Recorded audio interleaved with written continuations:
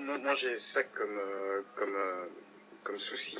Je veux dire, tous ces sommets internationaux sont généralement un lieu pour des discours d'intention.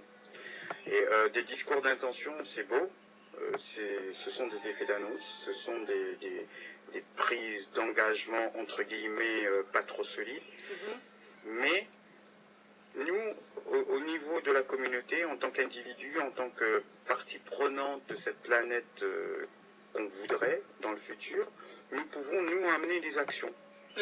Mais si on se retrouve au milieu de nulle part en train de proposer nos actions, proposer nos solutions, cela n'aura aucun écho. D'où l'idée justement de se regrouper et de vraiment discuter à partir de là. Et voilà.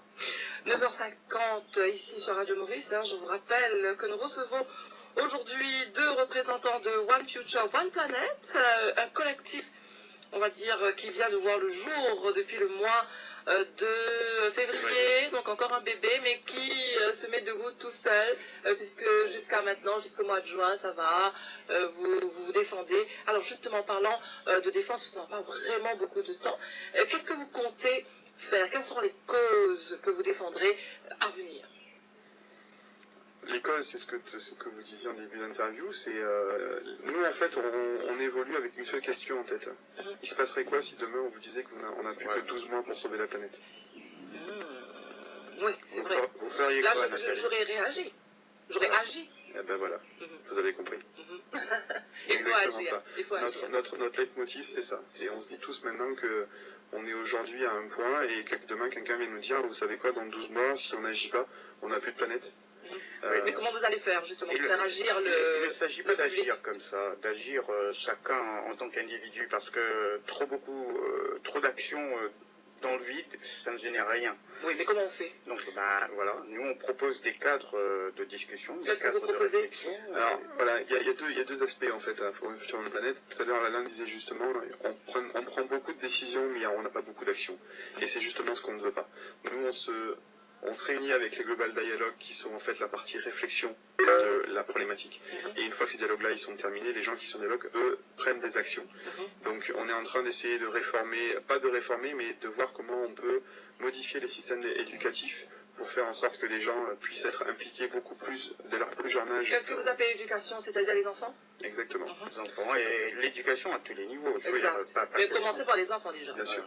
Ce qu'il faut savoir, c'est que One Future, One Planet, nous ne sommes pas des donneurs de leçons. On n'a pas la science infuse non plus. Tout ce qu'on veut, nous, c'est qu'on se retrouve sur une plateforme commune et puis qu'à partir de cette plateforme se dessinent des solutions pour un avenir meilleur, pour un avenir durable et pour une planète qu'on voudrait, nous, à notre niveau, en tant que collectif, en tant que communauté, en tant qu'habitants du monde. Oui, mais vous n'avez pas répondu à ma question. Comment est-ce que vous voyez cette planète? Vous dites qu'il faut qu'on l'améliore, mais comment est-ce que vous la voyez? En communauté. Je pense que c'est vraiment le globalement parlant. Ouais, c'est vraiment ça. Je pense que c'est vraiment la manière dont s'organisent en fait les équipes au sein de One Future One Planet. Il n'y a pas de directeur, c'est des communautés. C'est des communautés de direction. C'est des discussions autour de sujets et les décisions qui sont prises de manière commune. Et je pense que c'est vraiment le secret, c'est un grand mot, mais c'est à mon avis une solution vers laquelle on devrait se diriger, puisque c'est le mal, entre guillemets, le mal du siècle. Les gens donnent à quelqu'un le pouvoir de décider pour eux et au bout d'un moment, et tout le monde finit par critiquer les décisions.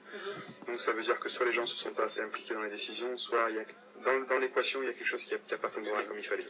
Il faut que tout le monde s'y mette et bouge, surtout. Exactement. Voilà. Alors, peut-être un numéro de téléphone, parce que nous arrivons presque à la fin de notre émission aujourd'hui, mais j'espère très bientôt pouvoir vous accueillir, parce qu'en fait, j'aurais besoin... nous avons besoin de votre collectif, de tout ce que vous faites pour avancer, pour apporter à Maurice ce dont elle mérite, ce dont elle a besoin. Ok, donc on aura l'occasion de reparler. Je vous inviterai encore ultérieurement. Avec plaisir. Je note. Alors un numéro où on pourra vous contacter, Alain. 741 57 33. Donc c'est un numéro... 741 57 33, Alain Bertrand. Voilà, tout à fait. Quel est votre, on va dire,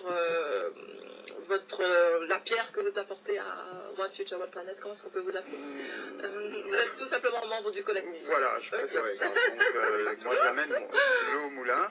Mais ce qu'il faut savoir, c'est qu'il n'y a pas que ce numéro de téléphone non plus. Hein. Nous sommes présents sur les réseaux sociaux. Aussi, une adresse, s'il vous plaît. Facebook, déjà. Waouh. Sur Facebook, il y a effectivement une page One Future One Planet. Il y a aussi la plateforme mu.onefutureoneplanet.org. Et puis on a aussi un compte Twitter, Global Dialogue One Future One Planet. Donc on commence à être présent sur beaucoup de réseaux sociaux, du moins les réseaux sociaux les plus importants. Il y a un groupe LinkedIn aussi. Et toutes ces actions sont à travers cette plateforme. Déjà, vous allez pouvoir bien sûr rejoindre les équipes, puisqu'il y a pas il y a des liens. Voilà, il y a des liens, et puis vous allez pouvoir rejoindre. On n'est pas fermé, on va pas vous accepter ou vous refuser. Si vous voulez rejoindre le mouvement, vous rejoignez le mouvement. C'est vraiment ça l'idée, et on espère que les gens vont rejoindre, parce que c'est important que les gens se sentent. Justement, quel est votre objectif, hein? Est-ce que vous avez une idée? Parce que là, vous dites que vous êtes déjà 430 en 4 mois. Il y a eu 430 participants. L'équipe Global Dialogue comprend à Maurice maintenant un peu plus entre 20 et 30 personnes, parce qu'on a eu des gens qui se sont mobilisés activement ce week-end durant l'événement qu'on a eu à Cyber Tower 1. Ouais. Et alors vous nous dites combien on espère, je sais pas, dans quelques années 6 milliards de personnes. Ok.